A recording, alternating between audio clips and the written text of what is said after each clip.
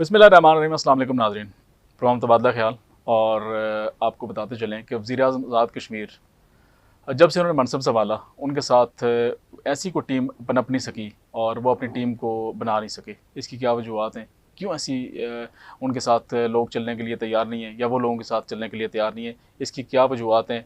काफ़ी पुराने लोग जो हैं वो उनको छोड़ के चले गए हैं और उनकी कोर कमेटी के लोग जो थे वज़ीर-ए-आज़म आज़ाद कश्मीर सरदार तनवीर इलियास के साथ चलने से कासिर हैं। इसकी वजूहत क्या हैं? इस तमाम तर सूरत हाल पर आज हम तबादला ख्याल करेंगे और उनकी कोर कमेटी, उनकी कोर टीम का एक हिस्सा जो काफ़ी अर्सा इनके साथ रहे, इलेक्शन से कबल भी इनके साथ थे, उसके बाद भी इनके साथ थे, इनकी मीडिया टीम का भी हिस्सा रहे हैं और ये क्यों अलग हुए, क्या वजूहत हैं, आज हम बात करेंगे। हमारे साथ स्टूडियो में मौजूद हैं यासर आरिफ साहब। यासर आरिफ साहब, आपका बहुत बहुत शुक्रिया।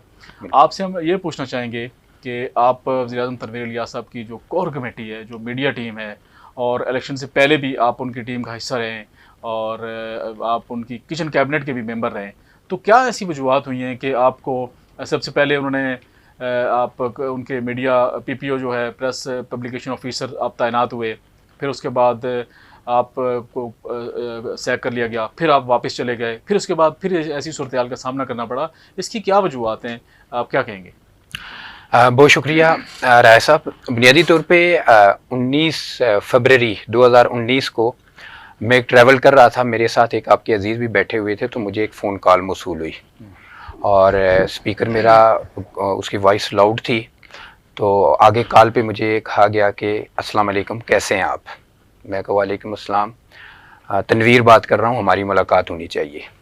मैं कहा सर हो जाएगी मुलाकात जब आप कहें। मेरा एक उनके साथ टाइम तय हुआ और सेंटोरस के 17 नंबर अपार्टमेंट के अंदर उनके ऑफिस में मेरी उनके साथ 3 रोज़ के बाद एक मीटिंग हुई जो 2019 की बात कर 2019 अच्छा। जो 35 मिनट पे मुश्तमिल थी। इस मीटिंग के फ़ौरन बाद उन्होंने मुझे अपने जो उनके पीएस थे उस वक़्त कर्नल एजाज साहब, उन्हें कहकर सेंटोरस के एक अपार्टमेंट में ट्रांसफ़र कर दिया कि आप वहाँ पे स्टे करें। 3 दिन के बाद उन्होंने मेरे साथ तय किया कि हमारी एक दूसरी मीटिंग होनी है। दूसरी मीटिंग इनके अपने घर F8 में तकरीबन 6 घंटों पे मुश्तमिल मेरी उनके साथ 1-on-1 हुई और उन्होंने अपने जो मुस्तकबिल के इरादे हैं उसके बारे में मुझे बताया। हमने भी पिछले जो पॉलिटिकल हमारा छोटा मोटा इन्वॉल्वमेंट थी अपनी कंस्टिट्यूंसी की, उसके हवाले से कुछ चीज़ें उनके साथ शेयर की। इस मौका पर जब उन्होंने मुझसे ये पूछा कि आप पीएससी या सीएसएस करके सर्विसेज में क्यों नहीं जा रहे, तो मैंने उन्हें कहा कि मीडिया मेरा इंटरेस्ट है, मेरा सर्विसेज मेरा इंटरेस्ट नहीं है। इस पे उन्होंने मुझे ये कहा कि आप अपनी जॉब जो मैं 17 ग्रेड के अंदर बतौर इन्फॉर्मेशन कर रहा था आप उसे छोड़ दें। मैंने अपना टीवी चैनल लाइसेंस लिए हुए हैं और मैंने वो लॉन्च करना है, आप भी उसका हिस्सा बने। इस पे मेरा उनके साथ पैचअप हुआ। ये जो एक तवील उनके साथ 1-on-1 मेरी डिस्कशन थी, इसके अंदर मैंने एक चीज़ उन्हें क्लियर की। मैंने कहा कि सरदार साहब आप एक बड़े काज के लिए इस वक्त मैदान में उतर रहे हैं, जो हमारे पास ख़बरें हैं सियासत के हवाले से आपका एक विजन है, तो हम रियासत के वसी तर मफाद में चाहेंगे कि इस सूरत-ए-हाल के अंदर जो कंट्रीब्यूशन आपके साथ कर सकें वो भी करें। मैंने उन्हें ये चीज़ क्लियर की कि 2010-11 में मेरे एक अंकल जो आपकी एक शोबा के जीएम थे सेंटोरस के, उन्होंने मुझे मुतअद्दिद बार ये बात कही। तब आप एक मैगज़ीन लॉन्च किया करते थे अदराक नो, कि आप इस मैगज़ीन का हिस्सा बन जाएं और यहाँ सरदार साहब के साथ मैं आपकी मीटिंग करवाता हूँ। तो मैंने उन्हें माजरत की, मुतअद्दिद बार मैंने माजरत की कि मैं नौकरी के उसूल के लिए सरदार तनवीर इलियास के पास या उनके सेंटोरस का पार्ट नहीं बनना चाहता, इसलिए कि मैं पंजाब यूनिवर्सिटी जैसे मैस कम्युनिकेशन के इदारे से जाके मास्टर डिग्री इसलिए नहीं ली कि मैं वहाँ पे एक सिस्टम के अंदर लगे बंदे सिस्टम के अंदर हिस्सा बन जाऊँ किसी मैस वहाँ पे कि जहाँ मेरे गाँव से हर जगह से लोग वो भी मौजूद हैं जो पढ़े लिखे नहीं हैं, तो ज़रा कि मैंने अपना एक वहाँ से डिस्टेंस रखा। तो इस पे मेरी उनके साथ ये तय हुई कि मैं आपको ज्वाइन सिर्फ इस सूरत में करूँगा कि वो मुलाजमत की सूरत कभी भी नहीं होगी। हमने आपकी पॉलिटिक्स में वॉलंटियरली अपना रोल देना है, आपका कंट्रीब्यूशन करना है जो भी कर सके। ये मेरा उनके साथ नुक्ता इत्तेफाक हुआ इस बात के ऊपर। फिर आपको पता है कि मैं 1 साल पूरा सेंटोरस के उसी अपार्टमेंट पे रहा। बैक एंड पे रह के हमने मीडिया स्ट्रेटजीज़ बनाई। पहली पॉलिटिकल स्पीच और हाड़ीगल के अंदर जो प्रोग्राम सरदार तनवीर इलियास खान को हल्के में ले जाने के लिए था, उसके अंदर पहली पॉलिटिकल स्पीच भी मैंने की। उस प्रोग्राम का भी बुनियादी तौर पे ऑर्गेनाइज़र मैं था। खैर उसमें कमियां ज़्यादतियाँ हो सकती हैं। हमने वॉलंटियरली दिन रात एक करके सरदार तनवीर इलियास खान की इस स्ट्रगल के अंदर अपना हिस्सा डाला जितना हमारा बनता था। और पहले दिन से उनके साथ एक चीज़ तय थी कि ना तो आपके एहसानात हमने लेने हैं और ना कभी आप ये सोचिएगा, हम अपना कंट्रीब्यूशन देंगे आपके साथ। अब आप पे है कि आपने हमारे साथ क्या करना है, हमने कोई इसके ऊपर डिमांड नहीं की। और इस बात पे विटनेस्ड एक और इजलास भी है वस्ती बाग का, कुछ अर्सा पहले इन्होंने बुलाया था जब ये सीनियर मिनिस्टर थे। वहाँ पे सब लोगों ने, बड़ी बड़ी लीडरशिप बनी हुई थी मुजफ्फराबाद के अंदर, ये 4 नंबर ब्लॉक के अंदर था, तो सारे लोगों ने अपने अपने मुतालबात किए। तो इन्होंने इशारा करके मेरी तरफ ये कहा कि वो जो पीछे बैठा हुआ है उसने आज तक न मुझसे कोई डिमांड की, न सवाल किया, न किसी मुझे पोजीशन की कमी से मुतालबा किया। लगता है कि इसको बखूबी ये बात पता है कि मैंने जिस शख्स का हाथ पकड़ा हुआ है ये मुझे छोड़ेगा नहीं। आज ये बात मैं आपके साथ इसलिए नहीं शेयर कर रहा कि मुझे कोई अब उनसे उम्मीद है, अब हम उनके सिस्टम से अलग हो चुके हैं, लेकिन हमने जो भी कंट्रीब्यूशन किया उनको उनके साथ वो वॉलंटियरली किया और उनके साथ एक अपना हिस्सा डाला। अब चलते हैं, जब वो प्राइम मिनिस्टर बने, प्राइम मिनिस्टर बनने से पहले तक तो सारी चीज़ें ठीक थी, हमारा सारा काम ठीक था। उसके बनने के बाद अचानक से जो है ना एक ऐसे डिज़ास्टर शुरू हो गए उस सिस्टम के अंदर कि शकूक व शुबात की एक सीरीज शुरू हो गई और कुछ लोग आ रहे हैं, कान भरे जा रहे हैं, उसके ऊपर वो अपना रद्द-ए-अमल दे रहे हैं, बगैर पूछे बगैर कहे रिएक्शंस कर रहे हैं, कहीं कुछ भी नहीं होती। तो ये दो एपिसोड हुए हमारे साथ, नो डाउट। अच्छा, मैं ये पूछना चाह रहा हूँ, सबसे पहले मतलब आप उनकी टीम का पहले जो हिस्सा बने वो तो आपने बता दिया, उसके बाद आपको उन्होंने as a PPO press publication officer तैनात किया, फिर मतलब कुछ अरसे बाद ही आप उनसे अलग हो गए और ये मेरे ख्याल से 2-3 महीने आप अलग रहे, फिर आपने वापस ज्वाइन किया, फिर आप अलग हुए। ये इसकी क्या वजूहत हैं, क्या ऐसी बात हुई? देखिए जिस लॉजिक की बुनियाद पे, जिस उनके एलिगेशन या उनकी टीम की तरफ से जो बातें हमारे सामने आई, जिनकी बुनियाद पे उन्होंने पहले टीम को कहा, मुझे बराह रास्त उनका मैसेज इस तरह नहीं आया। मेरे जो कोलीग हैं उनको उन्होंने मैसेज किया था कि सबमिट रेजिग्नेशन, मुझे बराह रास्त उन्होंने इस तरह का मैसेज नहीं किया कि तुम यहाँ से चले जाओ। लेकिन एज टीम का मसला था, वो इशू ये था कि अमेरिकन एम्बेसडर बंगोई में इनके घर आए, तशरीफ़ लाए। मैं उसकी कवरेज के लिए ज़ाती तौर पे गया हुआ था और मैंने उस इवेंट की कवरेज करने के बाद इनकी डायरेक्शन पे प्रिंसिपल सेक्रेटरी से भी डायरेक्शंस ली, फिर सरदार यासर इलियास साहब जो इनके छोटे भाई थे उनसे ख़बर हमने वर्ट करवा के चैनल्स को भी दी बर वक्त और अखबारात को भी जारी की। मुझे जो फ़ोन कॉल उन्होंने की उसमें यह था कि अमेरिकन एम्बेसडर की खबर जो है ना ये ब्रेकिंग न्यूज़ में क्यों नहीं चली। ये एक बड़ा सिंपल सा, एक जर्नलिस्ट के लिए बड़ा क्लियर कट इसके अंदर मैसेज मौजूद है। आपको पता है कि अमेरिकन एम्बेसडर वो भी आज़ाद कश्मीर का विजिट करे, किसी शख्सियत के घर में जाए, उसकी खबर ब्रेकिंग न्यूज़ ISPR की मर्जी के बगैर नहीं बन सकती। मतलब आप ये कह रहे हैं कि पहली दफ़ा जो आप उनसे अलग हुए उसकी बुनियादी वजह ये थी? बिल्कुल ये थी। फिर उसके बाद आपकी उनसे नेगोशिएशन हुई, मतलब 2-3 महीने के गैप के बाद आप फिर वापस चले गए। जो इस दौरान जब आपने वापस उनको ज्वाइन किया, उससे पहले फिर क्या आप उनसे बात हुई कि आप दोबारा किन शराइत के ऊपर आपने ज्वाइन किया? अच्छा ऐसे है ना, ये जो नेगोशिएशन की बात चल रही है ना, मुझसे दर्जनों बार लोगों ने ये बात कही कि आपके बारे में हम सरदार तनवीर साहब से बात करते हैं। मैं नाम ले लेता हूँ, राजा इशफाक साहब एक बाग से मौजूद हैं, मेरे अपने बहुत सारे अजीज़ व अकारिब हैं, उन्होंने कहा कि हम सरदार तनवीर साहब से आपके बारे में बात करना चाहते हैं, आप लोग ऑफ हुए हुए हैं। मुझे कहा, मैंने उन्हें बिल्कुल कैटेगरिकली ये बात कही कि मेरे बारे में ना मुझे किसी सिफारिश की ज़रूरत है, ना मुझे किसी किस्म की वापसी की वहाँ पर सरदार तनवीर साहब की तरफ जाने की ख्वाहिश है, क्योंकि मेरा पहले से एक डायरेक्शन बड़ी क्लियर थी कि एक मीडिया की लाइन को जाना, उस समत की तरफ हमने जाना है और हम डेफिनेटली उसी पे थे। दरमियान में इन्होंने खुद ऑप्शन दिया हमें कि मैंने अपना मीडिया ग्रुप लॉन्च करना है, तो मेरा फ्यूचर का एम और टारगेट यही था कि इनके मीडिया ग्रुप में अगर ये लॉन्च किया जाता है तो हम उसमें अपना हिस्सा डालेंगे। तो मैंने तमाम लोगों को यही बात कही कि कतन मेरे बारे में सरदार तनवीर इलियास से आप कोई सिफारिश करें।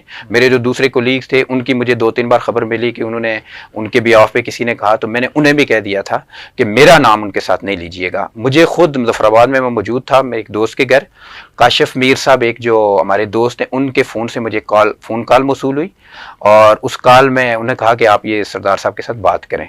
तो उस फ़ोन कॉल पे सरदार साहब ने मुझे ये बात कही कि मेरे साथ व्हाट्सएप पे रब्ता बहाल करें, ठीक है, रब्ता बहाल करें और चीज़ों को हमने जो है ना अभी मैच्योर करना है। اس کے چند دنوں کے بعد مجھے سردار تنویر الیاس صاحب کے اسٹاف آفیسر رانا یونس صاحب کے نمبر سے رات کو مجھے کال آئی. انہوں نے کہا کہ ہانریبل پرائم منسٹر جو ہے نا آپ کے ساتھ بات کرنا چاہتے ہیں. پرائم منسٹر صاحب کے ساتھ میری بات ہوئی اور مجھے کہنے لگے خیریت پوچھنے کے بعد کہ آپ مجھ سے ملیں, ملاقات کریں. مجھے کہاں پہ ہیں؟ میں نے کہا راولپنڈی میں ہوں. تو انہوں نے کہا کہ آپ کل صبح میری طرف آئیں اور میرے ساتھ میٹنگ کریں. دوبارہ انہوں نے بلایا. 45 منٹس کی میری 1 on 1 ان کے ساتھ میٹنگ ہوئی. میٹنگ کے اندر انہوں نے کسی قسم کے اس طرز کے کسی چیز کا شکوہ گلا نہیں کیا. انہوں نے کہا بس ہیٹ آف دی مومنٹ تھا, ہو گیا, اب آپ اپنے پورے مینڈیٹ کے ساتھ, پرانے مینڈیٹ کے ساتھ چیزوں کو کنٹینیو کریں. اچھا, ایک چیز جو میں یہاں پہ مینشن کرنا ضروری سمجھوں گا, خواجہ کاشف میر صاحب جنہوں نے ان کے ساتھ میرا رابطہ کروایا تھا, کاشف میر صاحب کو میں نے ایک بات کہی تھی. میں نے کہا جب بھی آپ کی ملاقات ہوئی تو ان سے یہ پوچھ لیجئے گا کہ آپ کی ٹیم جو باہر کہہ رہی ہے, میرے پاس ایویڈنس بھی موجود ہے ایک میسج پہ, کہ ہم پرائم منسٹر کی ڈائریکشن پہ کچھ ایلیگیشنز, گنونے ایلیگیشن جو ہے نا وہ لگا رہے ہیں ہمارے اوپر, بالخصوص میرے اوپر, تو اس کے بارے میں ان سے وضاحت پوچھ لیجئے گا. تو کاشف میر آج گواہ ہیں. کاشف میر نے مجھے یہ خود کہا کہ میں نے اس کے بارے میں پرائم منسٹر صاحب سے پوچھا, انہوں نے کہا نہ میں نے ایسا کوئی ایلیگیشن لگایا ہے, نہ میں نے ایسی کوئی بات کی ہے. یہ وہ کلیئرٹی تھی جو پہلے ہمارے جو ایک مس ہیپ ہوا اس کے بعد دوبارہ کلیئر کرنے کے بعد میں نے ان کے ساتھ میٹنگ کی. ٹھیک ہے, اب ہم معاشرے کے اندر رہتے ہیں, یہ بڑا عجیب ہوتا ہے کہ میں تمہاری نمازیں پڑھوں اور تم میرے مسلے پھاڑو. ایسا دوسری بار جو یہ آپ کے ساتھ ہوا کہ آپ کو بلا کے سارے معاملات طے کر کے پھر آپ کو ایک دن کہا جی اللہ حافظ, اس کی کیا وجہ بنی؟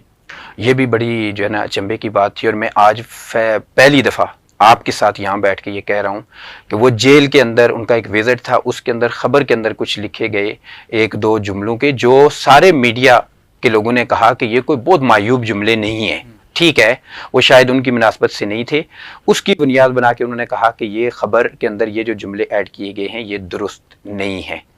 حالانکہ میں آج فرسٹ ٹائم آپ کے یہاں پر سے کیمرہ کے سامنے کہہ رہا ہوں, نہ میں نے وہ خبر بنائی, نہ میں نے وہ خبر جاری کی. پرائم منسٹر صاحب کی اس سے پہلے جو کال مجھے آئی, سگنل بریکس تھے, میں ان کی وائس کو صحیح طرح سے نہیں سن پایا, جس سے انہوں نے کیا میننگز لیے اور یہ ایکشن کیا, یہ ابھی اگلے دنوں میں خود پرائم منسٹر صاحب کو یہ بات بتا دی جائے گی کہ وہ نیوز بنائی کس نے تھی, چلائی کس نے تھی. لیکن یہ بڑی تعجب کی بات ہے, پرائم منسٹر صاحب کے ساتھ میری جو بات ہوئی تھی وہ تھی پیچھے اس جیل کے ایونٹ سے پہلے ایک مسجد کا ایونٹ تھا, اس خبر کو میں نے لانچ کروایا تھا. میں نے اس پہ کہا کہ سر جی یہ ہم نے کمبائن, میں نے PID سے جاری کروائی تھی کہ یہ نیوز میں نے لانچ کی ہے.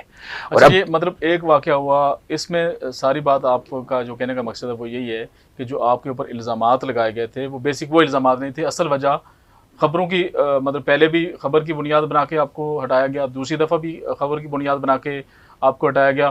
اب میں آپ سے یہ پوچھنا چاہ رہا ہوں کہ اگر تیسری دفعہ آپ کو پھر کوئی چانس ملتا ہے, وہ پھر کوئی غلط فہمیاں دور ہوتی ہیں, پھر آپ کو ایک چانس دیا جاتا تو آپ کیا جانے کے لیے دوبارہ تیار ہیں؟ نہیں, دیکھیں نا, پچھلی دفعہ بھی میرا جانے کا جو مقصد تھا کہ اس طرح کی کوئی بات, میں نے کہا کہ مجھے براہ راست پرائم منسٹر نے کہی بھی نہیں تھی, کوئی مجھے میسج نہیں اس نے کنوے کیا تھا.